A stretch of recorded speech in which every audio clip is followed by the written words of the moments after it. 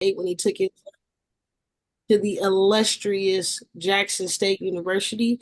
And since then, we have been providing service to over 60,000 students to and through college.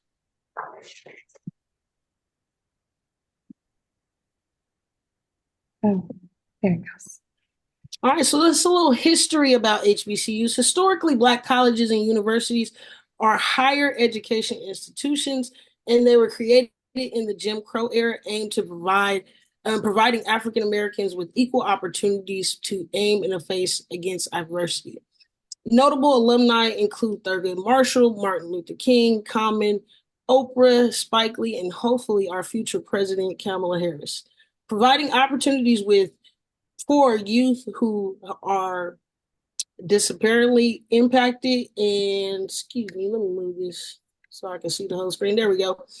Impacted by predominantly white institutions. There's over 105 HBCUs in the United States, including 2-year and 4-year universities. Of those, UCAN has relationships with over 65.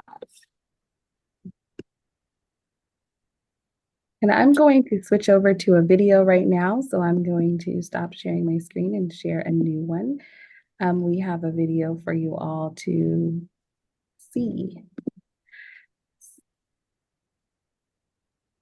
UCAN provides college preparation assistance to students who are interested in attending a 4-year college or university with an emphasis on our HBCUs. Here's why our staff is rooted in excellence.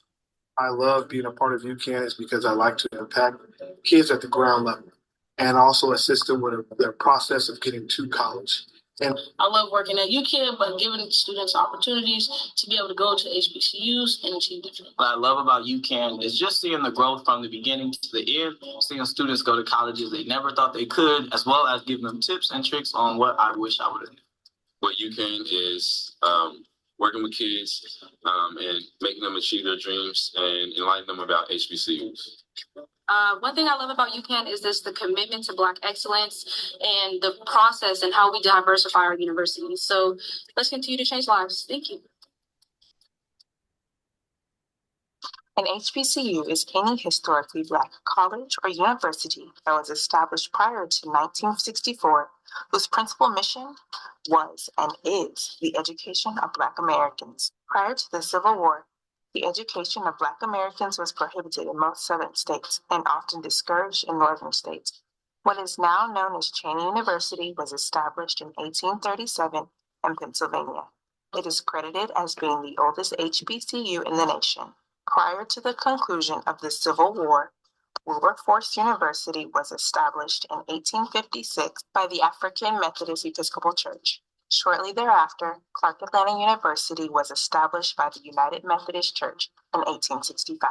In 1869, the United Church of Christ and United Methodist Church provided funding for Straight University and Union Normal School, presently known as Dillard University.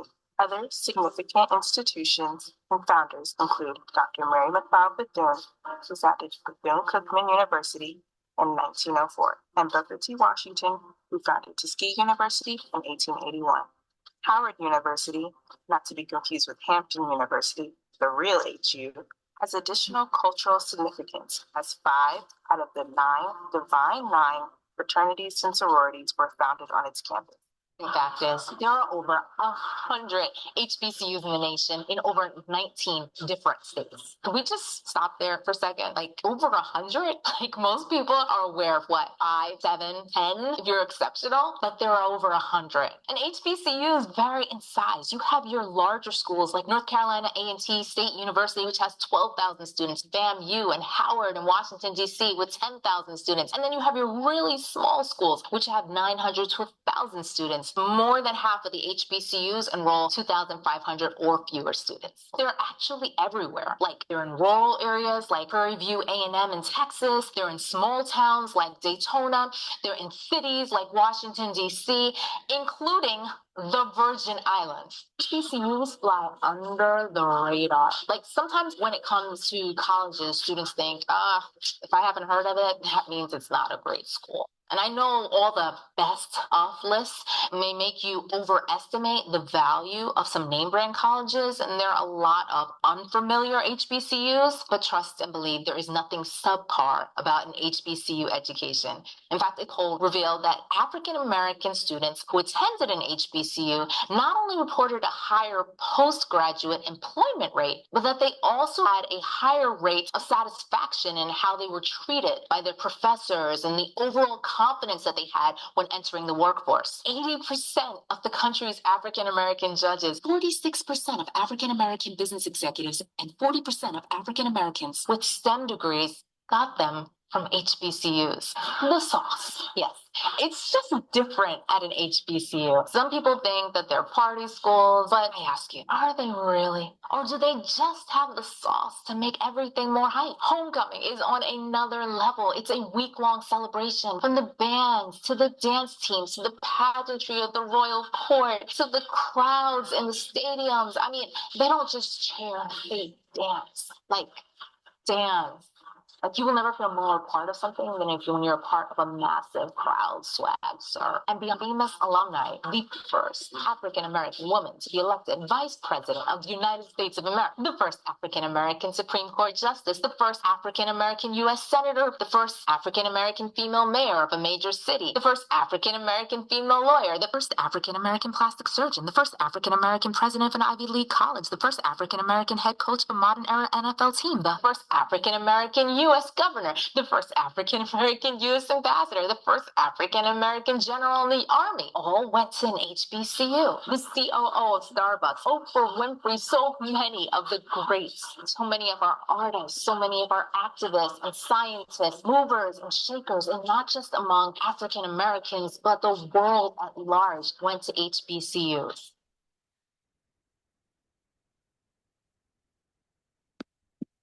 And I'm going to reshare that presentation. Okay.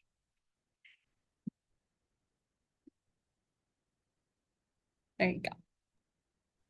So that's a little bit about HBCUs and our services in Natomas District. We have our CAPS program, which is at Inderkum, Natomas, Leroy Green, and Discovery. I am the lead at 2 of those sites, and Miss Desiree is a lead at Natomas for both our CAPS and our GEMS program. In CAPS, we provide information, assistance, and service to students targeting diverse high schools, students with a successful path to college and career options, attainment, and graduation. In those classes, we are talking about college and university evaluations, college applications and submissions. We review transcripts with the students. We go over financial aid, and we help them submit their financial aid. We work with students and parents and getting all those things done. In our other program we offer in Natomas is our GEMS program, which is our Girls Empowerment Mentoring and Support program. It is only at Natomas High School, but their primary focus is working with young girls that are 9th and 10th graders, and they identify core values, they build confidence, they develop their voice, a sense of feeling. They really come into who they are, not only on a personal level, but also academically, where we're working on improving attendance, reducing referrals and suspensions, and Miss Desiree has been the lead there for the last 2 years. Now, we also offer scholarship opportunities, so we will provide this link through our parent university for you guys to have access to all of the scholarship opportunities throughout the year, which we will also provide during our class. And then the last one is a Instagram that I suggest everybody to follow. She is really well at posting consistently, probably 6 to 7 times a day, just posting scholarships that students can apply to. So we will share this information with you guys as well.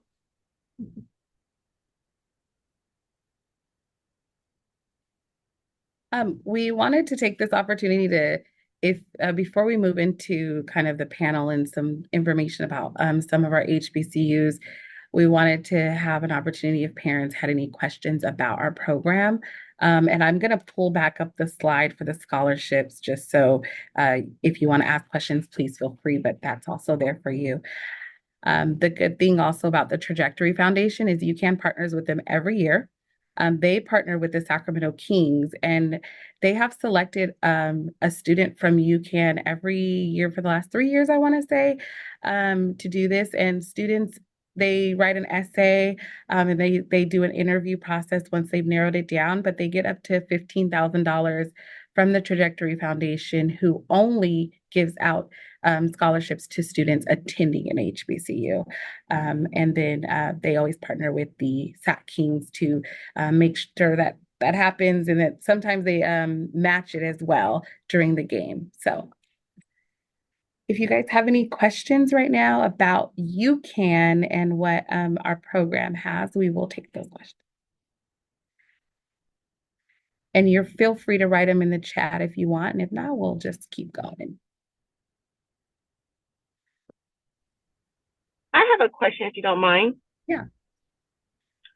So do you already have to be applying to HBCUs, or can you be like a sophomore and applying to these scholarships so that you could be saving until then?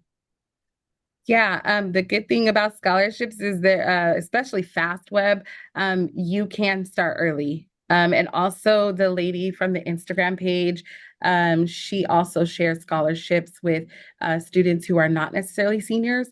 So it is a good time. There's never a time too early to start saving for that. So definitely look into all of these links and see if they have any opportunities for students who are not a junior or a senior to go ahead and start applying. There may be opportunities for them. FastWeb, I always like to send students that because it narrows it down. So you actually put in all this information. So you will put in your students a sophomore, and then they'll put out all of the scholarships that are available for them to start applying now. Okay, that's awesome. Thank you. Yeah, you're welcome. And then we didn't list them, but a lot of our Divine Nine also partner with UCAN to make sure that the students, and usually that is a senior thing, where the seniors apply and their local chapters. A lot of our local chapters offer scholarships to students as well. So once they become seniors and they're in our program, we get with those organizations and make sure that our students are applying for them. I know you have a Delta chapter out here in, I think, Elk Grove and Sacramento, correct? I believe there's a Delta chapter, there's a AKA chapter, there's a Sigma Gamma Rho chapter, there's a the men's side of that, the fraternities, the alphas have a chapter, the sigmas. I know that they also do a scholarship. If anybody in the room, I know Danica is a part of a sorority. So if you know of any more, Danica, please feel free to let us know. The Kappas and Omegas also have scholarships. Yep. And they have chapters here, right? Yes, and they have chapters here as well. Okay. We do have a question in the chat. Maggie Thomas wants to know, how do students join the CAPS program? So, Lauren, do you want to take that? I could, but you know. I was just looking at that. I was going to respond in the chat, but depending on what site they go to, they should talk to either, if they're at Natomas, Miss Hernandez, am I correct? Mm-hmm. Or Miss Anna at Endercom, and say that they want to sign up for UCAN, and they will add them to the list. We have meetings twice a month with our 11th and 12th graders, and then in December, oh no, something different, but we have our meetings twice a month with our juniors and seniors, and so those are the point of contacts at each site. We both are on site, so I'm the lead at Endercom, and Miss Neal is the lead at Natomas. Miss Neal is on campus every day at Natomas, so you can have an opportunity to maybe run into her. I am also the lead at Leroy Green. We actually had a meeting today, and so you would speak to Mr. Cole. Leroy Green, yep, I saw that. Okay, I did ask. So that is Mr. Curtis Cole over there. And then at Discovery, if you have any student at Discovery, that's Mr. Lawrence over there. So he'll make sure that we're there. And we're actually on campus Tuesdays at Endercom and Natomas, and we're at Leroy Green and Discovery on Thursdays, first and third week of the months. So all the staff that was just named are college and career specialists at those specific high schools. So if you're ever unsure of the name, just remember the college and career specialists. Mm-hmm. All right. So I'm going to move forward with Let me see if it'll let me. We're going to go over some information about the schools. And so we just highlighted 3 of our HBCUs just to kind of give you a feel of what that looks like. Oh, I do have a hand raised and I don't want to ignore that. So if you want to go ahead and ask your question, Janine, we will take it. Thank you. I'm sorry. I was driving and I could not type in the chat. I was trying to press it. Can you hear me okay? Yes. Question is, if I have a student that's not at one of those schools, can they join? If I have one student that's at income, but he's a sophomore, but I have a senior this year that's at Natomas Charter School. So do you all have a outlet for students that are not at the sites where you're located? Yeah, so the difference between it is like we're contracted with these districts, and so we have our program there. But if you do have a student who is at a different school that's not serviced by UCAN on a regular, please give our office a call. We are helping students all the time that we are not meeting with on a regular. We help them with the same process if they need support. So yes, please do call our office for that. And that information, our contact information will be on the end of the presentation, so you'll be able to take that information down. And then I thought I saw something in the chat just recently, Kathy, but I'm... Angelise, this is Deidre. I just also wanted to mention, just in case folks got off before you mentioned it at the end, but there is a HBCU college fair that they're going to talk about later that's open to the public. So I know I see students, they're from all over, and you don't have to necessarily be a senior. You can come and just learn about the different colleges and universities that are going to be there. So I just wanted to make sure, just in case someone didn't make it to the end of the presentation. Mm-hmm. And I thank you so much for that. I put my stuff in the chat. So Tasha, I did see your question about Anna. Okay, so somebody did put that in there, but I put my contact info in there now, just in case you do have to head off early. If you want to contact us about anything regarding UCAN, or like Ms. Powell just said, the HBCU College Fair, we'll work with you. Lauren? So we wanted to give you guys a little breakdown of the campuses. I know it's sometimes hard to get to HBCUs. I've traveled to a lot of them, so we're going to give you guys kind of like a little background and the diversity of these campuses. We just recently, as a staff, went to Delaware State. It is in the northern part of the United States. Very, very beautiful campus, hands down. One of the most beautiful campuses I've been to in a very long time. They house about 5,600 students. It's about a 15-to-1 ratio in the classroom, which is always important, knowing what type of atmosphere your student may want, a smaller classroom atmosphere or a larger classroom atmosphere. It all depends. The cost is about $31,000 to go there, and the minimum GPA is a 2.0 to get accepted. ACT and SAT are waived if you have the minimum GPA, but those are test scores to get you scholarships. And so a lot of our institutions will, if you have that ACT or SAT score, will put you in an opportunity to get some of those presidential or second tier scholarships at those campuses. We got good old Langston University in Oklahoma, more in a rural area, in one of our smaller campuses with about 3,900 students there. It's about a 14-to-1 ratio. Cost a little bit different, $20,000 to go there. 2.5 minimum GPA with the ACT score of 1,600 or SAT score of 890. And again, those test scores are going to dictate your ability to get scholarship money at that institution. Correct. And if you have the good thing, I didn't mention it or put it in here, but if you have a 3.0 without those test scores, Langston will give you the out-of-state fee. So they consider it a scholarship, but it's about $7,500 off every year of the out-of-state fee. So it brings your cost down to about $14,000 to $15,000 once everything is all said and done. Yeah. Mm-hmm. And then we have a larger school, Alabama State in Montgomery, Alabama. It's about 7,900 students there, a 15-to-1 ratio still in those classrooms. Alabama State also has the Promise Scholarship. So if you are a 3.0 student, they also waive your out-of-state fee. So that drops that bound about $8,300 or so. So again, that GPA can dictate the difference. In some of those schools, they will give out-of-state fee waive with just the GPA. And then it's a minimum of 2.5, and the ACT and SAT score, as we see, is 17, and the SAT score is 900.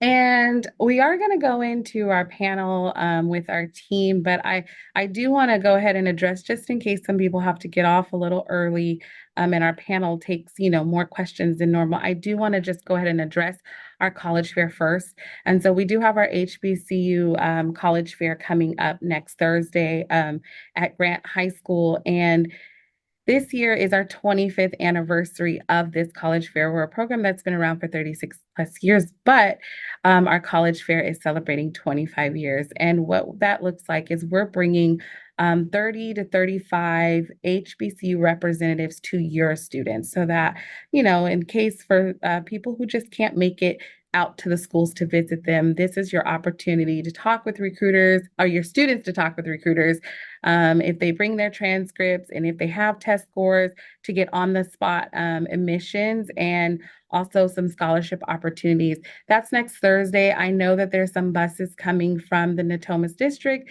and we have some students already signed up and ready to go.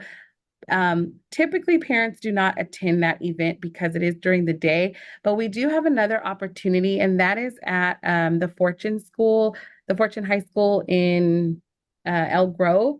And that is an opportunity where you all as parents can come and talk to recruiters. You can bring your students who are not 11th and 12th graders to talk to them and get to meet them and get some pamphlets and information. So I did want to put that out there right now, just in case the panel takes a little bit of time. All right, Lauren, I'll let you take it away. So I saw one question. I'm gonna get to you. But I wanted to introduce our panel. So we first have all of us are former students of UCAN. We first have Danica Cooper, who graduated from Wiley University. So introduce yourself. Hello, as I said, my name is Danica Cooper. I graduated from Wiley University, but I also started college when I was 17, and I went to Bennett College for Women in North Carolina. And that is the first all-women's college. And then I came on home and went back through the UCAN program, and I went to Wiley University and graduated from there. Awesome. And then we have Desiree Neal, who graduated from Dillard University. Give us a little introduction, Ms. Desiree. Hey y'all, I'm Desiree Neal. As she said, I'm actually a Intercom High School graduate, class of 2018. I was in the district, Natomas district, from elementary all the way through high school. Was a UCAN product. Attended Dillard University 2018. I graduated last May 2023. I did 5 years of undergrad there, played collegiate volleyball, all 4.5 years. I also was part of the COVID, hit my sophomore year. So I had the whole pandemic during my last 3 years of college, trying to figure that out. But I also finished from Dillard with my bachelor's in physics, and a double minored in psychology and math as well. So it was a great opportunity to go out there to Dillard. And is Miss Karen in here, Angelise? I am. And then we have a parent who has been with UCAN the longest out of us, and she sent her daughter to an HBCU. So I'm gonna let her give a little spiel about who she is and her daughter's story.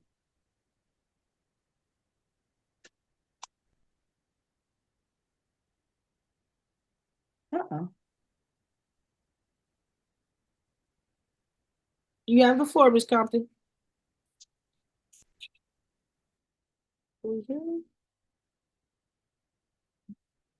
I don't know what's going on with the video. However, my name is Karen Compton, and like Lauren said, I actually moved to from the Bay Area to Sacramento to send my kids to school, and Natomas is the chosen area that I chose. My eldest daughter graduated from Natomas High, and my youngest daughter graduated from Intercom. One stayed in state, the other one chose to go out of state on a full academic scholarship through UCAN to Grambling State University. Although she was also selected for an athletic scholarship, we as a family decided that academic would be the best journey for her to actually take. Once she was at that campus, she was surrounded by so much love and admiration. There were a lot of organizations that actually approached her to join them, opposed to her having to actually go fill out different organizations. She was actually majoring in journalism at the time. Dr. Rowe was very instrumental in that process. Once she was on the campus, after the holiday season, all the homecoming was over, she wanted to come home. And I understood as a parent that sometimes our kids just need to hear those same things reiterated from someone else. So I called Dr. Rowe, explained to him the issue, and because she was on the dean's list at the school, her issues were minor. The bathroom was down the hall. She couldn't cook. Just minor things that our kids that are entitled, didn't really understand that, this is college life. And so that in itself is one of the reasons that kind of prompted me, even after she left off and went to college, to stick around with UCAN to kind of work through with the parents to alleviate some of that hesitation that they may have in sending their kids to school. Like I said, I've been recruiting with Dr. Rowe and UCAN for 21 years now, and I wouldn't send your students anywhere I wouldn't send my own. And I'm comfortable with every last one of the schools that we encounter because we actually see these people every year when they come to California, so we can put eyes on them. So therefore we can say 100% that your students will be okay. If we can't find a student on campus, there's always someone in ear reach that we actually can get in touch with, even our own UCAN students that are there as ambassadors. Lauren does a thorough job in making sure that she stays in touch with the recruiters, the admissions directors. So it's not just fly by night like a lot of other organizations that work with students. They don't give them through that A through Z service that UCAN actually provides. And so that's one of the things that has really been instrumental in me making sure that UCAN has some sustainability throughout the years, the community support, and just the awareness to let people know that UCAN is here, has been here, and will continue to be here for generations to come. Thank you for that. And so we want to open this up to parents to ask questions if there's any students in the room, just to make sure that we're addressing. And I know we've answered some questions in the chat in the last couple of minutes, but this is your opportunity to talk to the panel. We also have some questions if we need to, but feel free.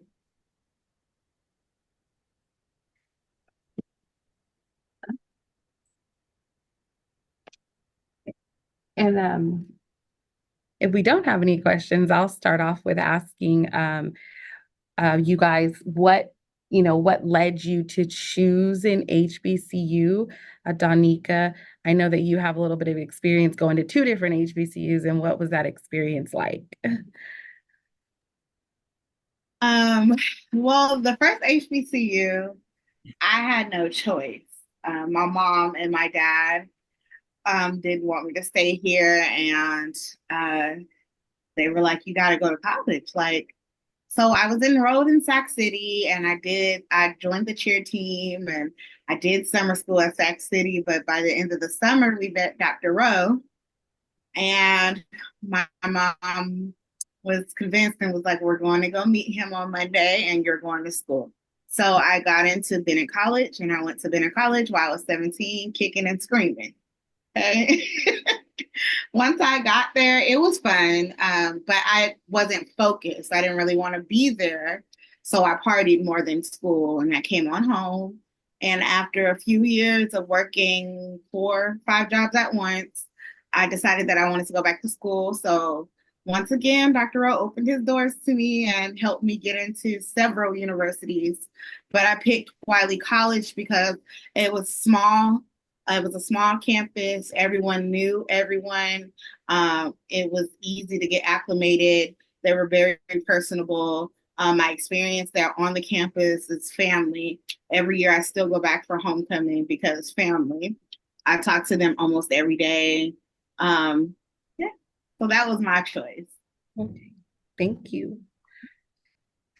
Desiree, and I may have missed yours, why you decided to go to Dillard. And also, I don't know if you mentioned because I was typing in the chat, but Desiree is also a former student of Natomas Unified School District. So, yeah, what led you to Dillard University? So yes, being a former student in the Thomas District, we are not very exposed to HBCUs. Luckily, I had a mother who, she dreamed of an HBCU, so she brought that attention to me. And then also the program of UCAN. I joined them my senior year, and so the reason I chose an HBCU, or specifically Dillard University, was I majored in physics, and physics or Dillard University produced the top Black female engineers, and I wanted to go somewhere where I could fit in and also be the big fish in a little pond. I didn't want to be the little fish in a big pond and just out there drowning. Me personally, I know myself, my classes, I needed them to be small. So my biggest class at Dillard was 26 people, and my smallest class was 5 people, including the professor. And so I had that luxury of being able to literally go and knock on my professor's door at any time, like, hey, can we sit down and talk? I'm not understanding this. Versus if I were to be at a huge CSU or UC, that accessibility to professors and things are not likely. And so I had to keep that in mind. Also, I made a promise to myself when I was 16, when I started to look into college and do that research on my own. I saw the prices of college and I was like, oh, I have a single mother. And so I was like, we're going to work hard and figure out how I can get college fully paid for. And there's a lot of monies in HBCUs. I was able to get the Dean Scholarship. So I had a cumulative of a 3.5 GPA in high school, and I had medium, high test scores. And so that allowed me to have $10,000 in my tuition paid for. And then on top of that, I played volleyball, so I got an athletic scholarship. And so I was that kid in high school. I was determined to get out of California. Intercom, they had a great program, or great college and career counselors. We would do the applications for the CSUs and the UCs and the community colleges in California. And I was that kid. I was like, I'm not applying to a single school in California. I'm going to get out of here. And that's what I did. I worked hard. And then those around me who supported me, and programs like UCAN who support you through the whole process, not only at the applications and providing the information, but they do make sure you are okay once you do get to that school. And so that is part of the reason why I decided to choose Dillard University.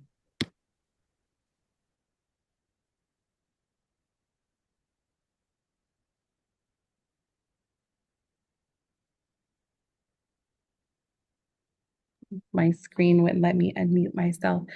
Thank you so much for that. Lauren, what led you to Jackson State?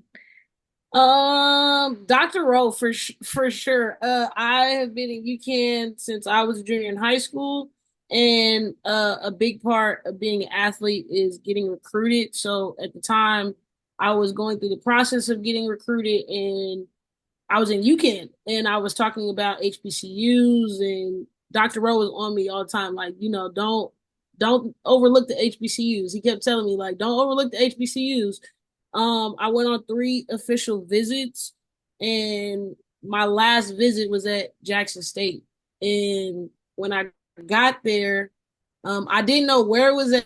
I did not plan on going to a school in Mississippi. I didn't know what campus I was going to, but I remember Dr. Rose saying, like, oh, Jackson State, we started the organization with Jackson State. So I went to the campus with my mom, and it was just love from the first time I stepped on the campus. Like, it was a feeling like this is where I'm supposed to be at.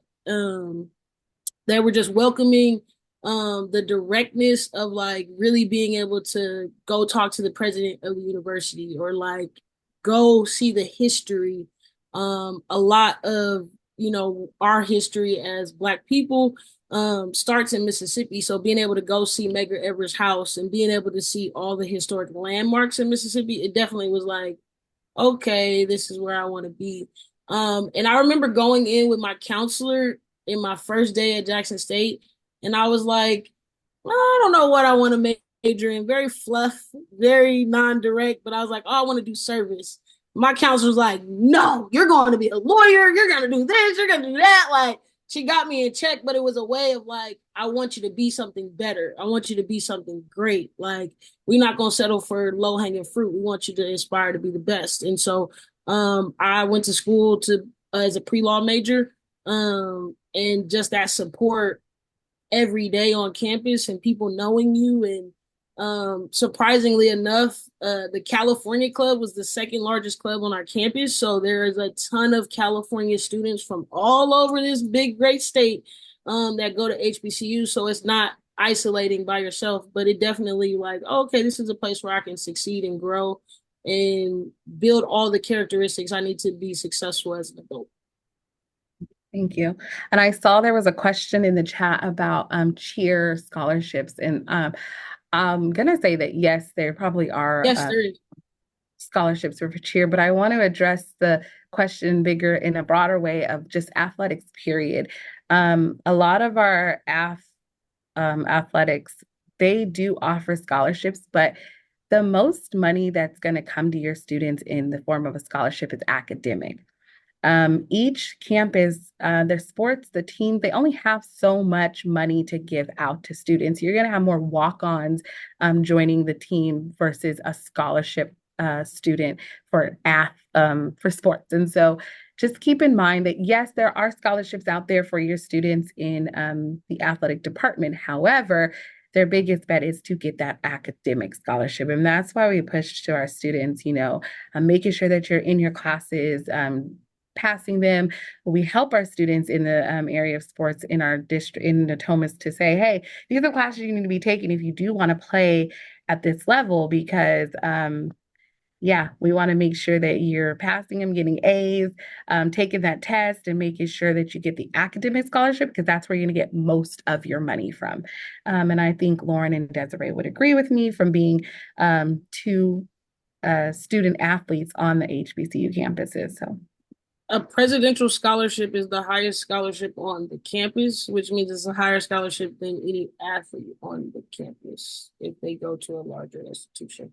I would say for cheer, though, cheer is a very different process, as they do tryouts and evaluations and all of those type of things way early in summer before school starts. So like cheer, the band, the football team, volleyball, all of those sports are already on campus early. And so I would say the best suggestion is always to record performances, making sure that you have film, but that academic part, if you have a full ride scholarship, a coach is more willing to hear you out and talk to you because they don't have to spend money on you per se. Because they may not know who you are. So when you have those scholarships academically, it puts you in more of a secured position, because that can't be taken away from you unless you're not doing what you need to do in the classroom. Mm-hmm. Thank you, Patricia. The other question I wanted to ask Karen are, what are some challenges? I know you kind of talked a little bit about some of the challenges, but can you give us a little bit more in depth about maybe some of the challenges you dealt with around financial aid? It's such a huge thing when we're talking about sending our students away, is money. And so as a parent, what was that for you, and what challenges did you face? How did you overcome that? Well, for me, the biggest challenge was to make sure that my students stayed aligned with their academics and focused on those in particular. Once again, I came from the Bay Area, but there was one point where I actually moved back to the Bay Area. So I actually commuted the opposite direction just to make sure that my students stayed in that Natomas district to continue their academics until we actually moved back to Sacramento. So the financial aspect part, the academics was the most thing that we actually pushed, even though it came natural to my daughter. When staff changed and there was different requirements per teachers, and it was a little bit more lenient to where a lot of the students were failing at Natomas High, those type of structural things that will actually hinder the college process in terms of making sure their grades stayed on top to get that academic scholarship in full. And so one of the things that we did as a family was to make sure that we attended the UCAN meetings, got all the information necessary, followed up followed up and continued to follow up. We didn't actually wait for anybody to call us back. Parents need to do their due diligence, whether a counselor is telling the students, because you have to keep in mind, your kids are getting information secondhand. And so it's coming from the counselor, then it's coming to the parent. It's just like that game telephone. By the time it gets home, there's a lot of intricate things that are actually missed. So I would encourage parents today, especially, to make sure that they stay in tune with their PTA, go to their back to school, get to know these teachers. I was in, when my daughter was in Natomas, they were just getting Power School, where you can actually communicate with the teachers via email. And so we did that with the progress reports, just to make sure that even if she wanted to stay in state, that was an option. But I knew she wanted to go out of state. And I knew she played athletics, and it was AAU and at school, so it was very rigorous for us. But we actually managed, and it was mostly due to her discipline. And it was on me to make sure she stayed focused where her priorities were. So that was one of the things for me. But as far as the financial aid, we were at a time where the forms weren't as difficult. You had in-person workshops that you can actually go to. I know they're just now bringing that back to a lot of the schools, and I would encourage the parents to pay attention to the district websites. So when they're having those different type of events, I actually, when I do a lot of student meetings, as soon as I come into the school sites, I pick up the literature. And then when I tell it to the students, half the students don't even know the things that I'm talking about right on their campus. So a lot of students these days have gotten really lackadaisical. And I think that we need to instill a little more discipline, because they are becoming young adults. It's not, college is not a microwave state, and so you're going to have to wait. And patience is an acquired skill. And so therefore, if you can't fill out simple forms now, then you're going to struggle. And it's not the HBCU's fault. I always encourage and tell students that when they're asking other students about HBCUs, talk to one that has graduated, because the opinion is going to be different to somebody that came home or really didn't put forth effort or just went for vacation, because we get a lot of students that actually do that. I personally have driven students cross country, and the student beat me back home, because she was just going for the ride, but it was just wasted resources because everyone poured into her, and you'll find that, the community will rally around you. Hopefully this year we'll be doing more support in that aspect. But that was one of the challenges. Finances is definitely going to be an issue.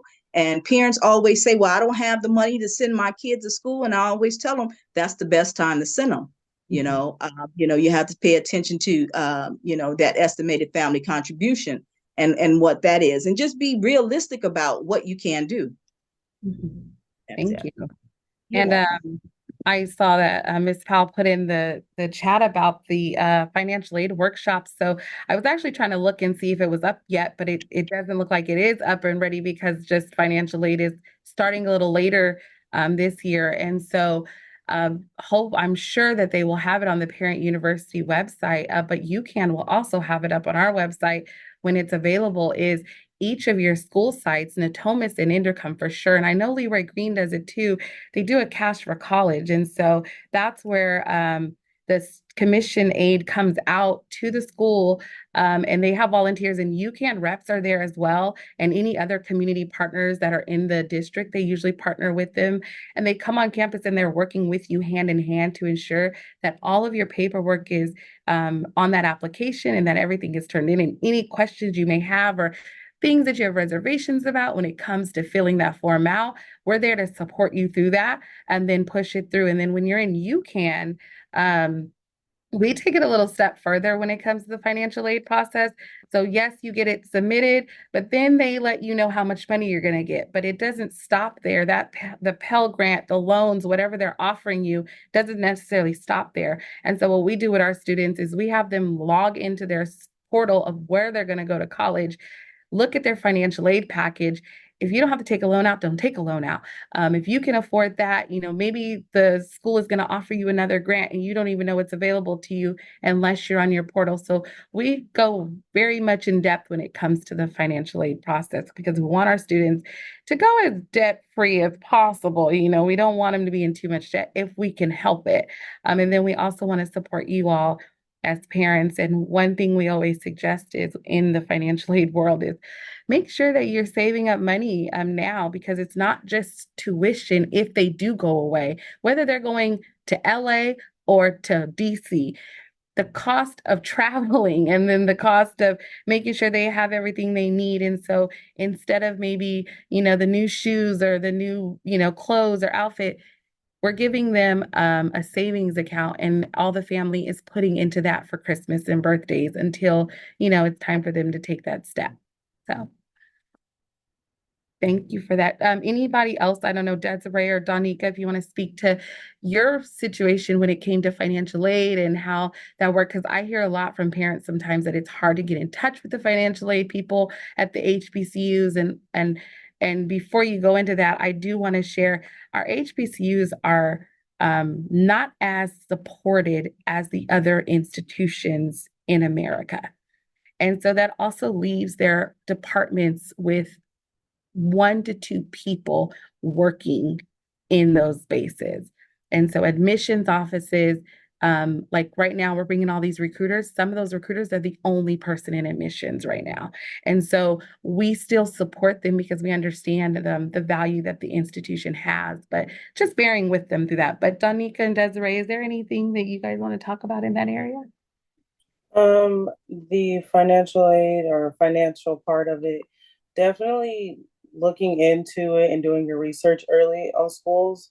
It changes a lot of the time each year. By time, if your child is a junior or sophomore year, now the tuition can change by the time they hit their senior year. So always keeping an eye on that. And then also, like Angela said, if you have to take that loan out, it is okay. If you have to take something out just to get through the school years, I was a fully covered athletic and academically for scholarship. But because I was in school during my COVID year, I was able to get an extra year of eligibility. But at that point, I had maxed out of my academic scholarship. So I had pulled out a loan during my junior year, which allowed me to pay for my COVID year. And at that time, I had just got back home, tore my Achilles my last year in my collegiate career.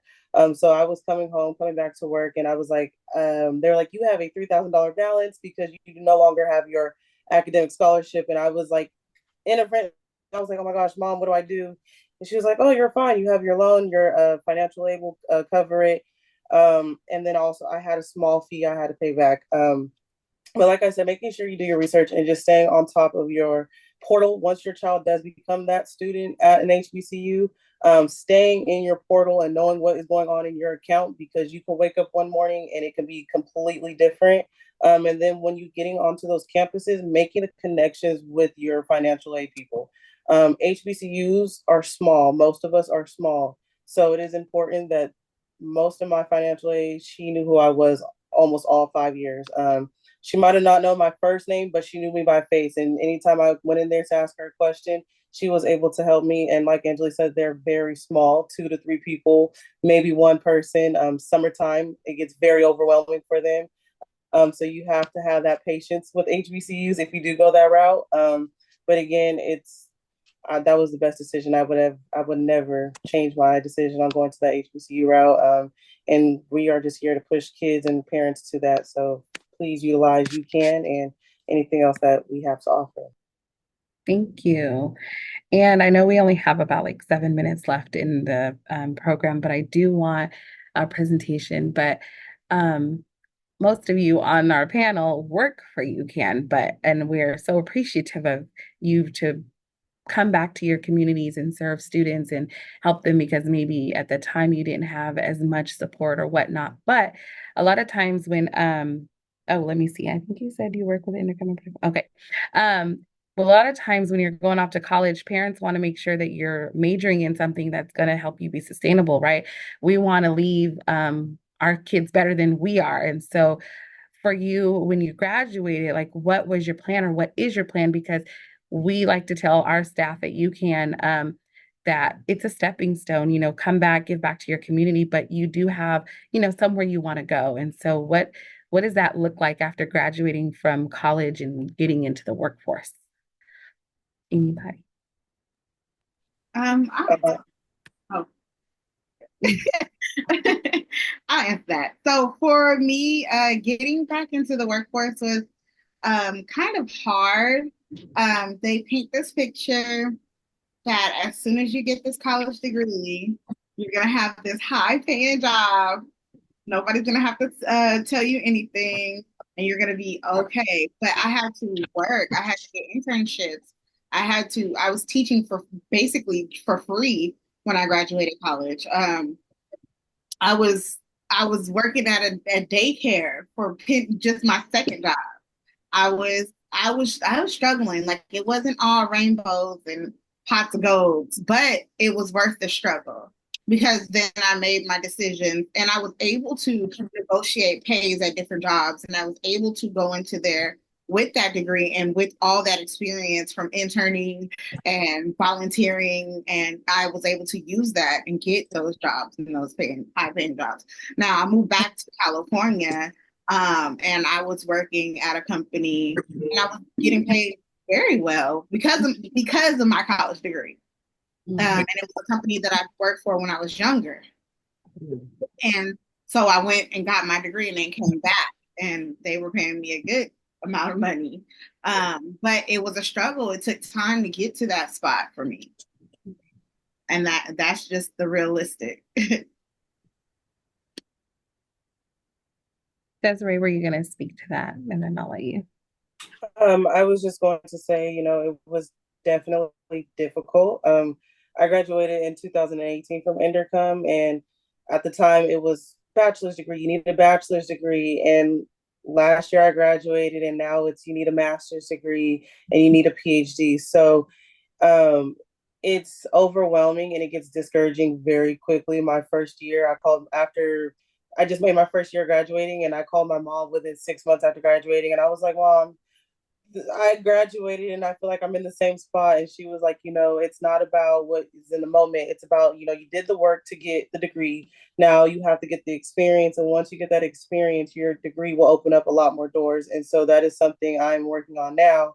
I majored in physics, but I actually want to go into education. So UCAN is a great opportunity for me to have a stepping stone, like Angela said, to go into that next level. And in the next few years, I'm planning on going back to school to get my master's in education. So UCAN is here and allowing me to get the experience and allowing myself to just put myself in a better position when the time comes for me to take that next step. And did we have any more questions from any parents before we have about 3 to 4 more minutes? And so I just want to make sure we capture any questions that you may have. I'm going to share screen because I do want you all to know. Got one parent. Okay, go ahead. Would they have their hand raised? Okay. Go ahead. My question is I have a current student at Intercom, and he is doing absolutely well at the school.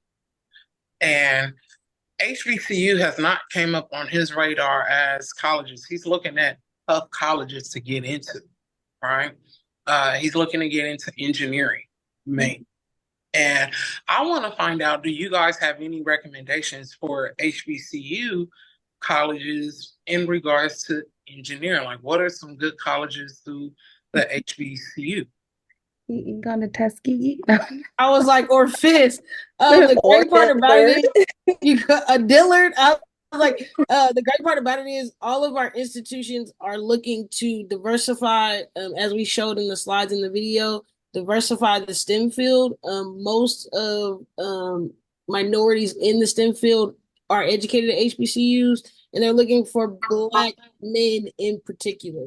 I remember 2 years ago, Fisk called us and was like, hey, can you get us any men that want to go into engineering? That happens on a regular basis. So continue to push him to be, what grade is he in, if you don't mind me asking? He's a junior. He's in the SECA program at Intercom right now. This is his second year. And Yeah, so currently right now, you need to email Miss Angelise his name so we can add him to our roster and add him to the program. I will.